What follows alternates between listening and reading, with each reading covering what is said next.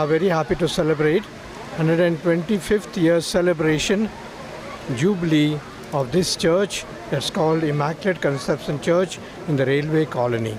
125 years ago, the Mysore Maharaja gave this land to the Christian community, and that is how this church has come up. And I'm very happy to note that many of the railway people and the railway authorities have cooperated with us. We are grateful to them. And at the same time, the present set of political leaders today, as we have seen, the Chief Minister was here, and Mr. Dinesh Gundu Rao, who is the MLA of this place, has also been very good and kind and generous to us. We are grateful for all the support that is given by the local leaders, by the Christian community, and Father Crispin Amalraj, who stands with me, has been the backbone of this development. God bless you all. Thank you very much. ಈ ನಮ್ಮ MG railway ಕಾಲೋನಿಯಲ್ಲಿರುವ ಅಮಲೋದ್ಭವ ಮಾತೆ ದೇವಾಲಯ Immaculate conception ಚರ್ಚ್ನ 125ನೆಯ ವಾರ್ಷಿಕೋತ್ಸವ ಅಂದರೆ ಶತಮಾನೋತ್ತರ ರಜತ ಮಹೋತ್ಸವವನ್ನು ಇಂದು ನಾವು ವಿಜೃಂಭಣೆಯಿಂದ ಆಚರಿಸಿದೆವು. ಅದಕ್ಕೆ ಒಂದು ಪ್ರತಿರೂಪವಾಗಿ ಈ ಹೊಸ ಧ್ವಜಸ್ತಂಭವನ್ನು ನಾವು ಇಂದು ಉದ್ಘಾಟಿಸಿ ಧ್ವಜ ಹಾರಿಸಿದೆವು. ಈ ಸಮಾರಂಭಕ್ಕೆ ನಮ್ಮ ಕರ್ನಾಟಕ ರಾಜ್ಯದ ಮುಖ್ಯಮಂತ್ರಿಗಳಾದ ಸನ್ಮಾನ್ಯ ಶ್ರೀ DK ಶಿವಕುಮಾರ್ ಅವರು ಉಪಸ್ಥಿತರಿದ್ದರು. ಹಾಗೂ ನಮ್ಮ ಗಾಂಧಿನಗರ ವಿಧಾನಸಭಾ ಕ್ಷೇತ್ರದ ಶಾಸಕರಾದ ಶ್ರೀ ದಿನೇಶ್ ಗುಂಡೂರಾವ್ಜಿ ಅವರು ಸಹ ಇಲ್ಲಿ ಇದ್ದರು. ಹಾಗೂ ನಮ್ಮ ಬೆಂಗಳೂರು ಮಹಾಧರ್ಮ ಕ್ಷೇತ್ರದ ಆರ್ಚ್ ಬಿಷಪ್ ಹಾಗೂ ನಮ್ಮ ಕರ್ನಾಟಕ ಕ್ರೈಸ್ತ ಒಕ್ಕೂಟದ ನಿರ್ದೇಶಕರು, ಆಧ್ಯಾತ್ಮಿಕ ತಂದೆಯೂ ಆದ ನಮ್ಮ ಅತಿ ವಂದನೀಯ ಪೂಜ್ಯ ಪೀಟರ್ ಮಚಾದು, ನಮ್ಮ ಪ್ರೀತಿಯ ಗುರುಗಳು ಸಹ ಇಲ್ಲಿದ್ದರು. ನಾವಿದನ್ನು ಇಂದು ಬೆಳಿಗ್ಗೆ ಬಲಿಪೂಜೆಯೊಂದಿಗೆ ಈಗ ಒಂದು ಸಂಭ್ರಮಾಚರಣೆಯ ಜೂಬಿಲಿ ಆಚರಣೆಯ ಮಹೋತ್ಸವದೊಂದಿಗೆ ನಾವು ಆಚರಿಸಿ ನಾವು ಮುಗಿಸಿದೆವು. ಇದರ ಮೂಲಕ ನಮಗೆ ಈ ನಮ್ಮ ನಾಯಕರು ನೀಡಿದ ಆಶ್ವಾಸನೆಗಳು ಹಾಗೂ ಅವರ ಪ್ರೀತಿಯ ಹಿತನುಡಿಗಳು ನಮ್ಮೆಲ್ಲರಿಗೂ ಒಂದು ಸಾಂತ್ವನವನ್ನು, ನಂಬಿಕೆಯನ್ನು ಹಾಗೂ ನಮ್ಮೆಲ್ಲರಿಗೂ ಒಂದು ಪ್ರೋತ್ಸಾಹವನ್ನು, ಆಸಕ್ತಿಯನ್ನು ತಂದಿದೆ. ಆದ್ದರಿಂದ ನಮ್ಮೆಲ್ಲ ನಾಯಕರುಗಳಿಗೆ, ಇಲ್ಲಿ ಬಂದಿದ್ದ ಎಲ್ಲ ಜನರಿಗೆ ನಮ್ಮ ಹೃತ್ಪೂರ್ವಕ ವಂದನೆಗಳನ್ನು ಸಲ್ಲಿಸ್ತೇವೆ. ಮಾತೆ ಮರಿಯಮ್ಮನವರು ಎಲ್ಲರನ್ನು ಪ್ರೀತಿ, ಶಾಂತಿ, ಸಂತೋಷದಿಂದ, ಕೃಪಾಶೀರ್ವಾದಗಳಿಂದ, ಏಳಿಗೆ, ಸಮೃದ್ಧಿಯಿಂದ ತುಂಬಿ ಎಲ್ಲರನ್ನು ಮುನ್ನಡೆಸಲೆಂದು ನಾವು ನಮ್ಮ ಪ್ರಾರ್ಥನೆಯನ್ನು, ದೇವರ ಆಶೀರ್ವಾದವನ್ನು ಕೋರುತ್ತೇವೆ. Thank you.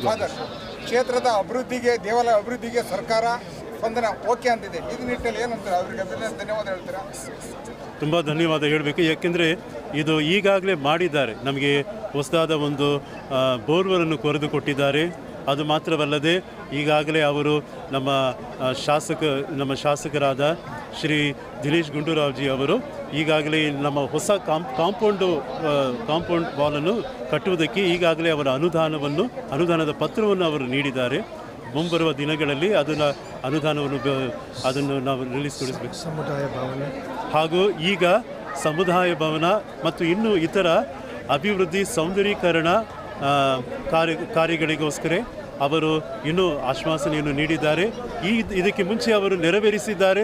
ಈಗ ಮಾಡಿದ ಆಶ್ವಾಸನೆಯನ್ನು ನೆರವೇರಿಸುತ್ತಾರೆ ಎಂಬ ಭರವಸೆ, ನಂಬಿಕೆ ನಮ್ಮಲ್ಲಿದೆ.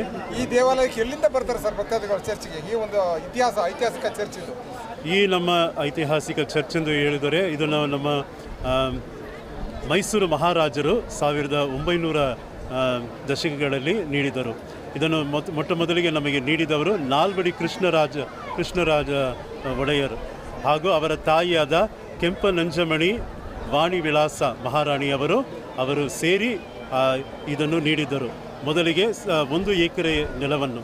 ನಂತರ 1947ರಲ್ಲಿ ಹಾಗೂ 1949ರಲ್ಲಿ ಜಯಚಾಮರಾಜೇಂದ್ರ ಒಡೆಯರ್ ಅವರು ನಮಗೆ ಇನ್ನೂ 1.6 ಏಕರ್ ನೆಲವನ್ನು ನಮಗೆ ನೀಡಿದರು. ಆದ್ದರಿಂದ ಅವರ ಉದಾರತೆಯ ಕಾರಣದಿಂದಲೇ ಇಂದು ಈ ದೇವಾಲಯಲ್ಲಿ ನಿರ್ಮಿತವಾಗಿದೆ. ಇಲ್ಲಿ ನಮ್ಮ ಪ್ರಾರ್ಥನೆ ನಡೆಯುತ್ತಿದೆ.